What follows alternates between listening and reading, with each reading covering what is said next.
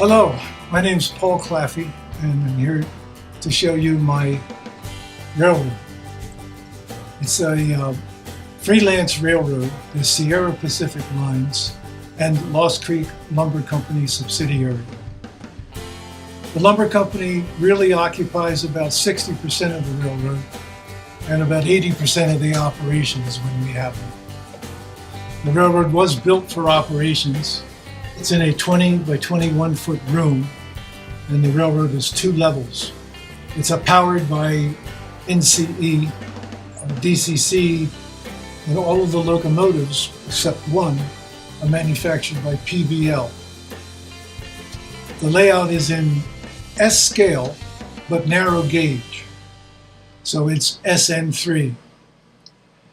The 3-foot narrow gauge railroad goes from the foothills up into the high country and then back down into the Owens Valley.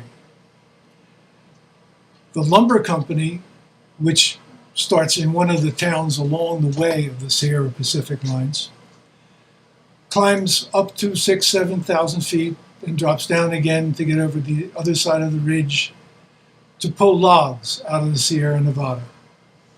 The lumber company's home is in the town of Lost Creek, and much of the traffic on the railroad on the Sierra Pacific Lines is generated from the lumber company.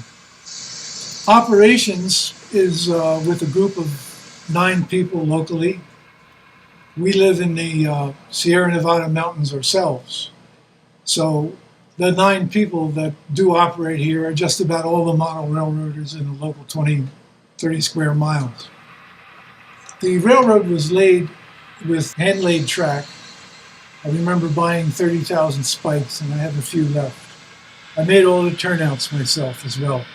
Getting back to operations, we would run with 4 men, 4 on the throttle, 6, and sometimes 8 or 9, although it gets pretty crowded with my tight aisles.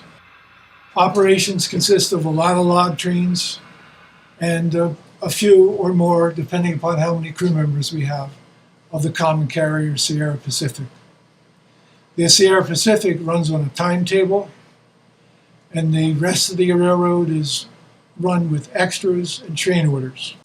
You'll notice in looking around that most of the lumber equipment is West Side Lumber Company prototypes. Only a few cars are not prototype West Side equipment. That was done for a couple of reasons. One is that I really like the West Side Lumber Company equipment, and it's also available in S scale. So the two go together for a nice purchase. The Sierra Pacific Lines, or common carrier line, uses equipment from the Denver, Rio Grande, and Western. I've repainted it or painted it new and lettered it for my own pleasing.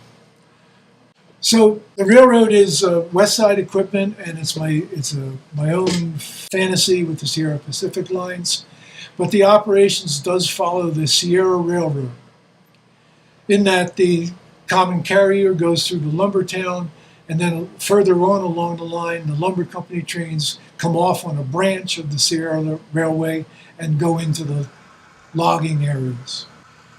So the railroad has been under construction for about 13 years. Some of the equipment came from a previous railroad, but all of the track and layout structure has been put in the past 13 years. Alas, due to some health issues and other issues, I have to abandon the railroad. So this video is maybe the last I'll see of it also. So what we're going to show you now first is we're going to show you some operations that happen on the upper level of the layout, the logging area, as that is the area that I have scenicked. Most of the rest of the layout is in its rough plaster form. The logging operations will show a lumber company coming in with empties to a loading area, the movements there necessary to get the logs out and put the empties in, and meeting with a train that came from the woods, and then that same first train will leave with a full load of cars. We tend to operate with long trains. Today, for example, the log train will be leaving the loading area with 14 cars. We have done sometimes 20. When we do that, of course, we cut in pushers at the end of the train. But to make things simple today, we are just running with the one locomotive.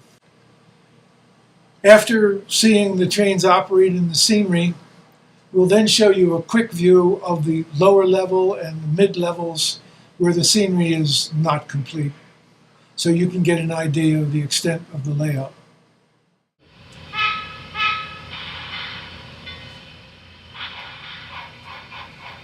Number 15, a 65-ton shay, has left camp with a load of empties bound for Summit Landing.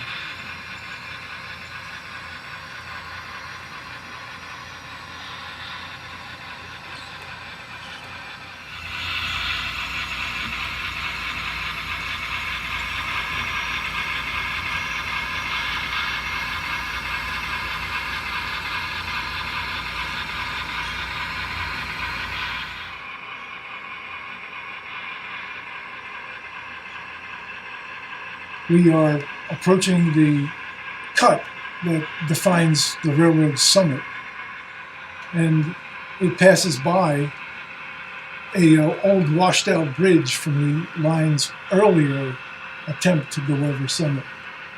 It was too steep, and when it washed out, the railroad relaid the line at a lower elevation and made a deeper cut through that area.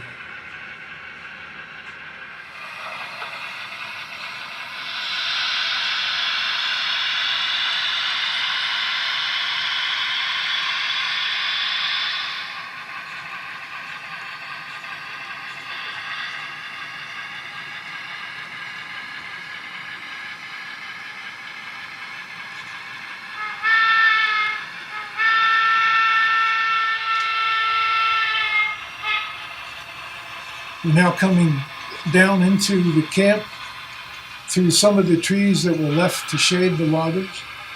The rest of the trees have been moved.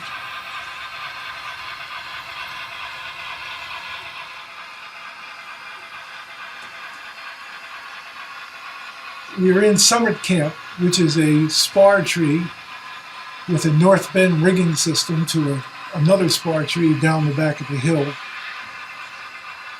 The spar tree is powered by a car-mounted yarder, which is unusual for narrow gauge, except for one that I didn't know existed in Northern California, so I took liberties and built my own out of 3 or 4 kits.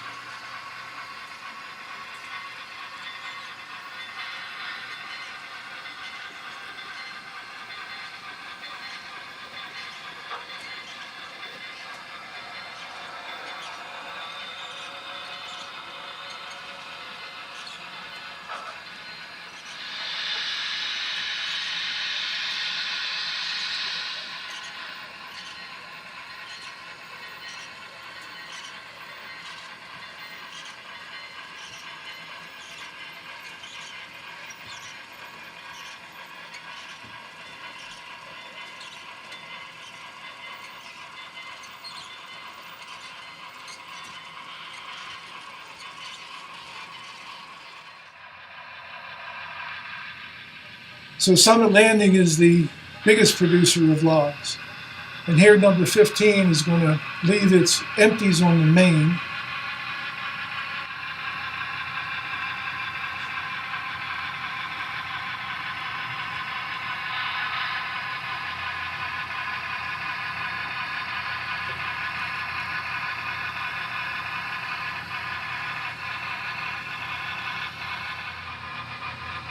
Number 15 is also going to spot an oil tanker at the landing for use by the yarder.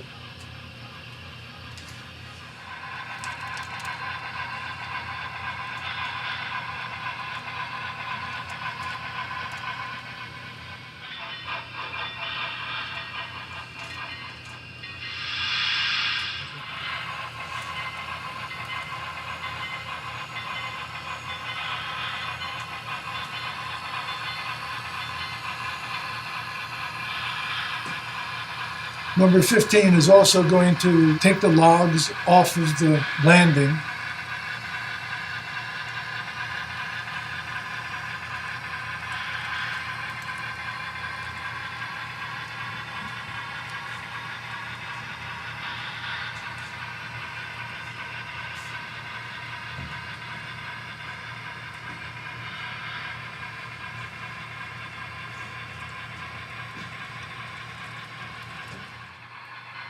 And then put the empties back on the landing.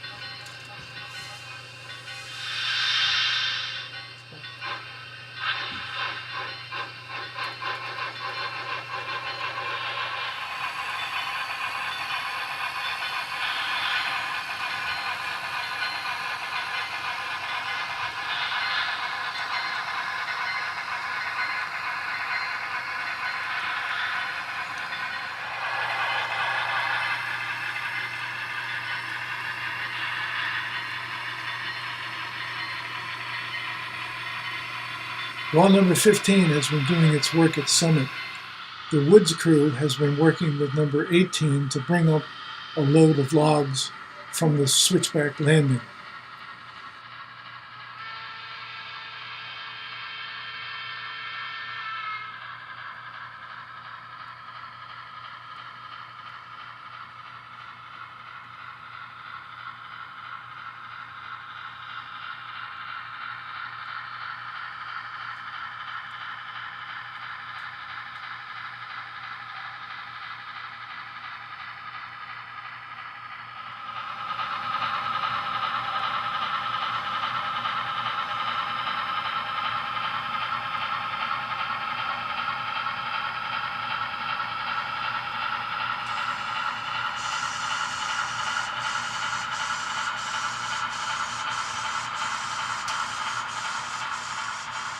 It comes up into Camp Meyer, where some new construction is in place, and we'll cover that later.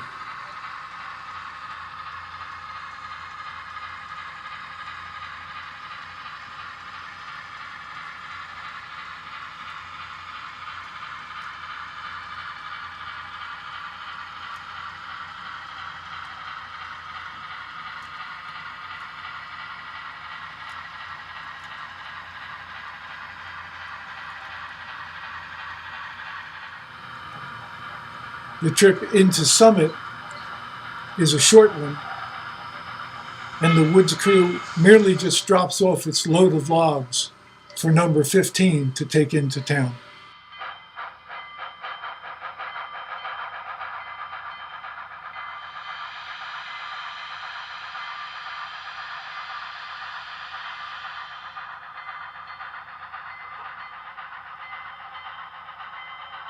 The engines are all brass imports made by PBL, and I've had them for a number of years, and they've done really good service up on this railroad.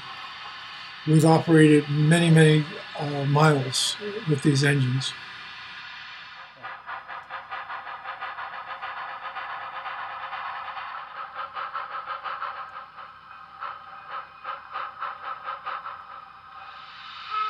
Some of the trees that you'll see as we pass through this scene are my first attempts. They're the ones that are real dense and bushy. My latter attempts are a little bit more airy. And the trees are made from wood dowels with dried flowers like Caspia or German stasis. And then they're covered by foliage nets or just foliage. We're back at Summit Camp, or Summit Landing, and number 18, the Woods trains, has backed off after leaving its logs.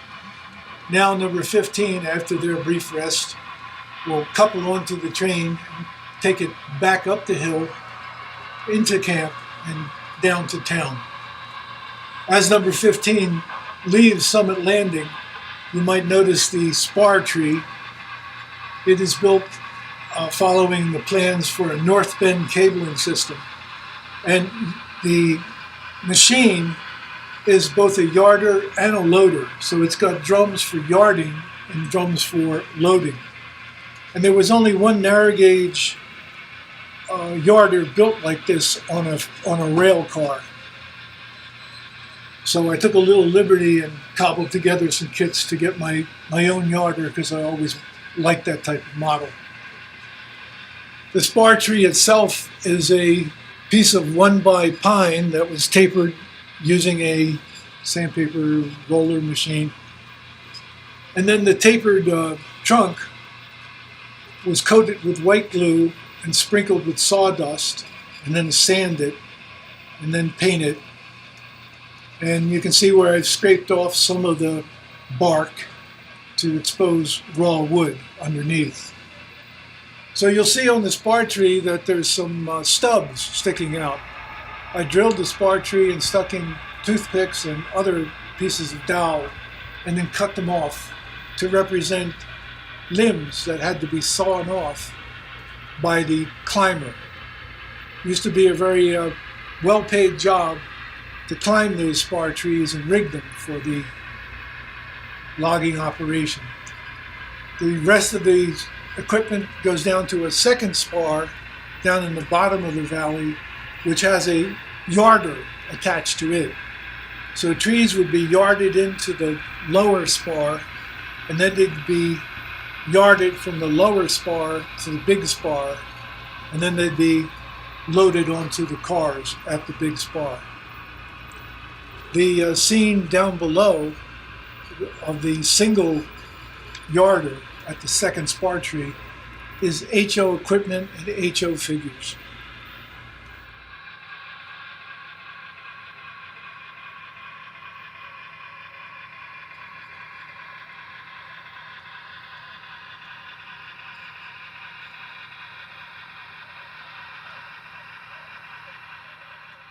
Tree stumps. There's hundreds of them on the scenery so far, and probably would have been thousands by the time I got done, if I ever got done. But what I did was make a clay mold with the stump detail in the pattern, and then use rubber to make a mold of the clay patterns. And then I started knocking off tree stumps in plaster by the hundreds. I placed them on the layout, and once I had them placed on the layout, before I did any of the ground cover and trees, I painted the tree stumps. So you have 5 or 6 different colors here on the tree stump itself. And the leaves and broken logs add a little detail to an area of the forest that has been logged over. The other thing I wanted to point out is the backdrop. You've seen it. If you can zoom in on some of the little details in the backdrop, I've added some spots where there are very finely detailed little things in the background just to make it look sharp.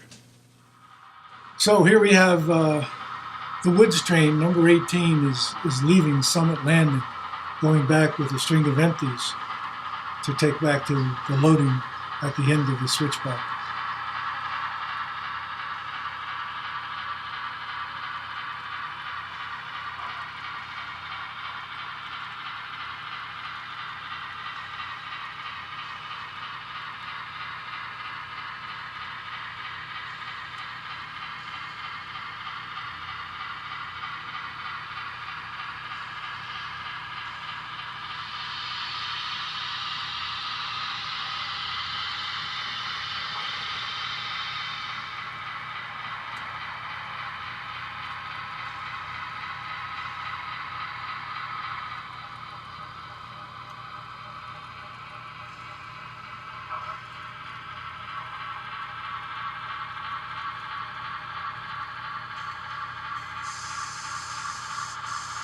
Number 5 is still working some of its jobs in Camp Meyer.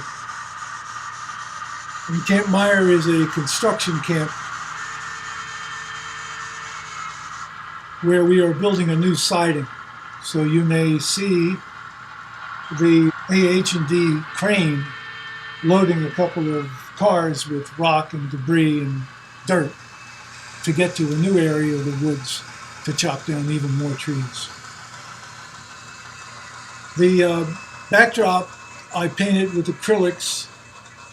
I had previously painted maybe 6 linear feet on an earlier layout before I tore that one down and moved.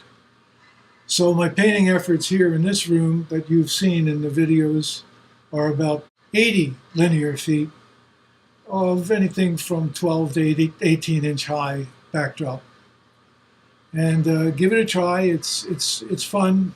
I found out it works pretty good.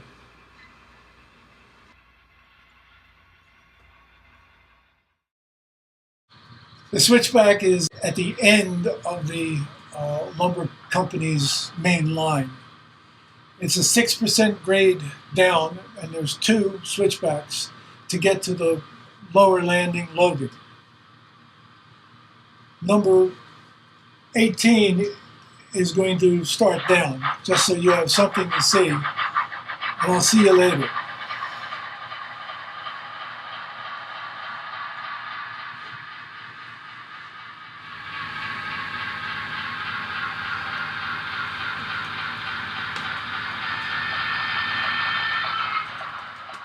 Number 18 is reaching the bottom of the switchback. The landing at the switchback is nestled in amongst redwood trees, or at least they would have been redwood trees.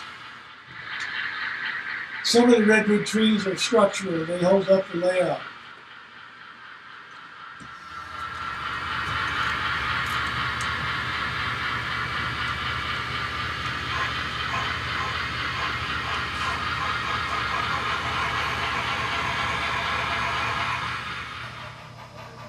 The lower level is a common carrier railroad, as mentioned before. We are now coming east into Jamestown Yard. And they used the name Jamestown from the Sierra so that people could place the layout geographically. So this is the Sierra Railroad with its lumber subsidiaries in narrow gauge, in S scale, of course. And so here you see the train heading east through the Jamestown Yard. The yard is rather scarce right now, as I've unloaded about 70% of the rolling stock for the common carrier. And then as you exit the Jamestown Yard, you cross over a bridge and you're in the sister city of Lost Creek, California. The name Lost Creek came from my mother's hometown in Pennsylvania. It was a small town. There was only one sign. It said, "You've just left Lost Creek."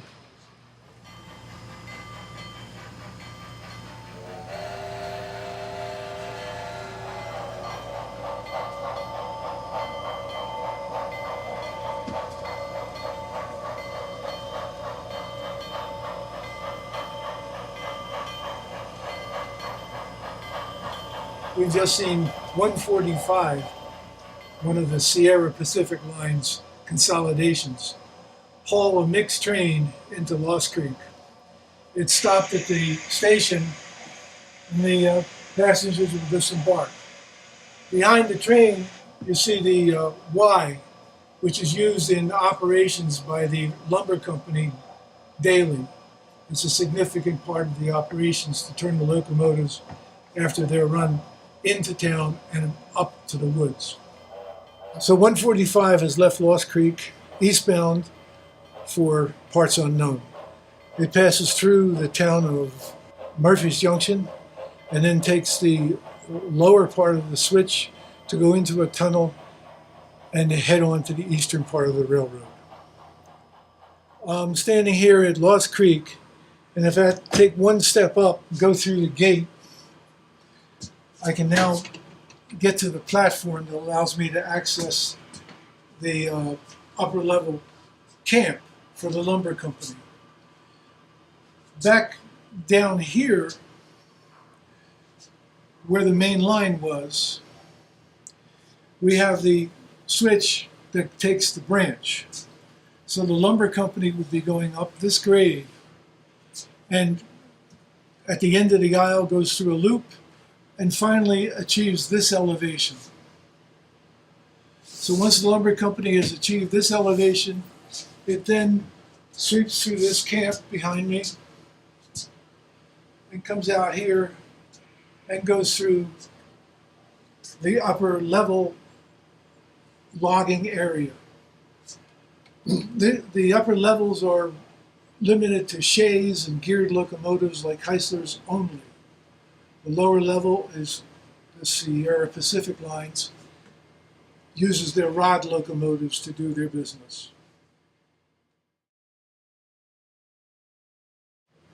The gate was installed to mark and warn people about the step down, because I've had a lot of people take that step the wrong way. Well, that's all I wanted to show you today. I thank you for watching. I hope you've picked up on something that you can use in your modeling. And best of luck. Thank you.